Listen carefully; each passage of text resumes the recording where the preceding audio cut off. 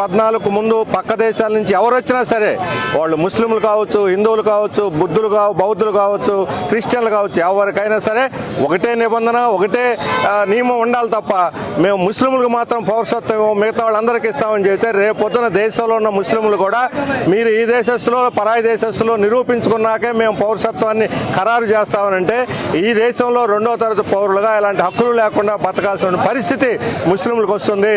ఇది పాకిస్తాన్ కాదు, ఇది భారతదేశం. భారతదేశాన్ని పాకిస్తాన్ లాగా మార్చి మతరాజ్యం కింద మారుస్తామంటే మేము చూస్తూ ఊరుకోం. ఇది లౌకిక రాజ్యం, ఆ మత స్వేచ్ఛ ఉంది, అందరికీ ఎవరికి ఇష్టమైన మతాన్ని వాళ్ళు ఆచరించవచ్చు, అన్ని మతాలని సమానంగా గౌరవిస్తుంది రాజ్యాంగం. ఈరోజు మన దేశం నుంచి అమెరికాకి లక్షలాది మంది వెళ్ళున్నారు. అమెరికా ప్రభుత్వం భారతదేశం నుంచి వచ్చిన క్రిస్టియన్లకు మాత్రమే మేము పౌరసత్వం ఇస్తాం, హిందువులకు ఇవ్వమని అంటే అప్పుడు ఎలా ఉంటుంది? ఈరోజు ఆ రకమైనటువంటి పరిస్థితి ఈరోజు మోడీ ప్రభుత్వం తీసుకుంది. మోడీ యొక్క ఈ మత దురహంకార వైఖరిని